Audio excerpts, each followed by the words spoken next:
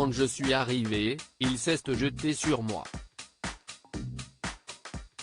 En 2017 dans les colonnes de Téléstar, Maureen Dore avait pris la parole pour révéler avoir été sexuellement harcelée par un animateur, qu'elle avait choisi de ne pas nommer. J'espère que maintenant les filles vont oser parler et que la vie de mec qui se croit tout permis va être un enfer, ajoutait alors l'ex-chroniqueuse de Laurent Ruquier. 4 ans plus tard, Maureen Dore a, cette fois, pris la plume pour nommer cet homme, Nicolas Hulot. En apprenant la diffusion d'un numéro d'envoyé spécial dans lequel plusieurs femmes ont accusé l'ex-ministre d'agression sexuelle et de viol, elle a fait parvenir une lettre à France Télévisions. Dans celle-ci, elle raconte sa rencontre avec l'ex-animateur d'Ushuaïa, lorsqu'elle avait 17 ans, dans un hôtel de la ville de Bruxelles. Aussitôt dans la chambre, le voilà qui me saute dessus et tente de m'embrasser.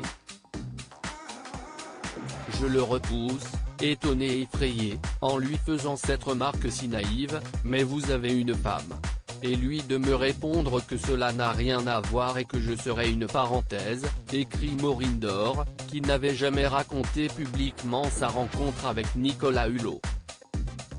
L'ex-chroniqueuse a conclu sa bouleversante lettre, son unique prise de parole sur ce sujet difficile en rendant hommage aux femmes qui ont témoigné sur France 2, aucune femme qui témoigne à visage découvert ou anonymement ne le fait facilement et de gaieté de cœur.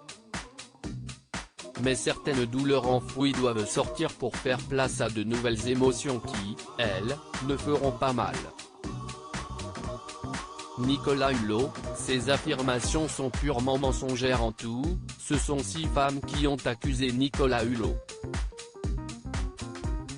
Joint par Élise Lucet durant Envoyé spécial, l'ancien ministre n'a pas souhaité faire d'interview.